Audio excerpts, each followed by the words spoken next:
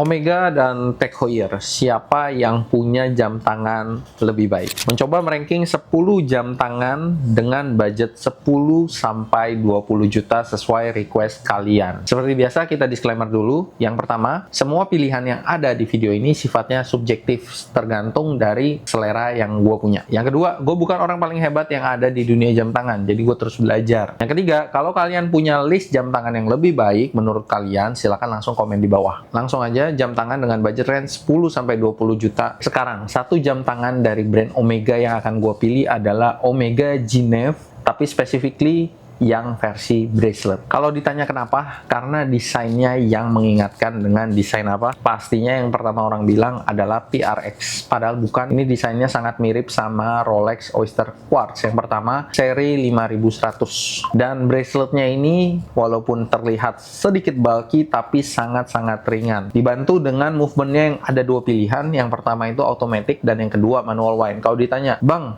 yang mana yang lebih mahal, yang mana yang lebih murah? Pasti lebih mahal automatic, tapi apakah lewat dari 20? Tidak, budgetnya masih di belasan jatuhnya. Kelebihan lain dari jam tangan ini adalah mesin Omega dari dulu, dari seri vintage-nya itu sangat durable. Tapi notes-nya adalah jam tangan ini banyak beredar dengan keadaan franken di market. Jadi kalian wajib hati-hati untuk cari jam ini. Dan yang kedua, jam tangan dari brand Tag Heuer. Kalian pasti udah bertanya-tanya, ini Tag Heuer apa yang bisa disandingin dengan Omega? Yaitu Tag Heuer Aqua Racer, tapi specifically yang steel bezel. Bang, emang dapat Aqua Racer di budget belasan? Jawabannya adalah dapat, karena di harga belasan kalian bisa dapat Tag Heuer Aqua Racer yang seri sebelumnya yang masih steel bezel. Itu bakal dijual biasanya di area belasan dengan keadaan full set. Good news ya buat kalian itu. Kalau kalian nanya, pasti yang quartz ya? Enggak, yang automatic. Jadi kalau kalian bilang nggak mungkin dapat automatic Tag Heuer di area belasan, jawabannya adalah bisa kok dapat. Ya seperti biasa, kalau ditanya Aqua Racer bagusnya di mana, semua orang tahu entry level jam tangan yang sangat dikenal di publik itu Aqua Racer. Modelnya sangat ikonik, ya kan, mau dirubah kayak gimana pun sampai yang terbaru pun itu bakal ikonik dan diingat orang bahwa itu adalah Aqua Racer. Kalau ditanya mesinnya bagaimana, mesinnya standar. Yang kalian beli di sini adalah brandnya Tag Heuer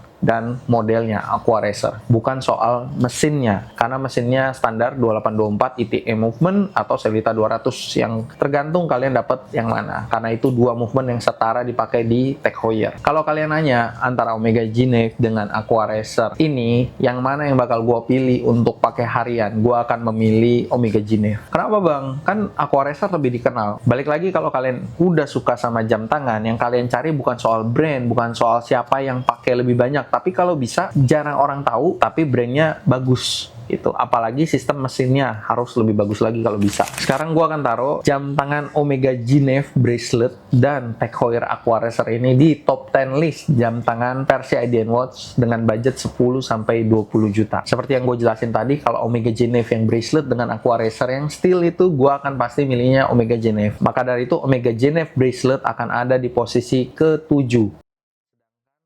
Yang pertama, gue harus say sorry juga kepada penggemar Aqua Racer di luar sana dan pengguna Aqua Racer di luar sana, karena Aqua Racer akan gue tempatkan di posisi ke-9 di top 10 list jam tangan 10-20 juta versi IDN Watch. Seperti biasa, gue harus ingatkan, top 10 list jam tangan ini sifatnya temporer, jadi masih bisa berubah-ubah di next part selanjutnya. Jadi kalian make sure kalian nonton sampai habis, karena pasti akan ada pergeseran-pergeseran di sana dengan jam-jam yang baru kita pilih lagi. Dan posisi sekarang di top 10 list jam tangan 10-20 juta versi IDN Watch, di posisi nomor 7 ada Omega Genève bracelet, di posisi nomor 9 ada Tag Heuer Aqua Racer steel bezel. Bocoran aja, untuk part selanjutnya gue akan milih satu jam tangan dari brand Universal Genève dan satu jam tangan dari brand Mido. Jadi buat kalian penggemar UG atau Universal Genève dan Mido, stay tune buat part selanjutnya. Dan sekian, sampai berjumpa di part selanjutnya.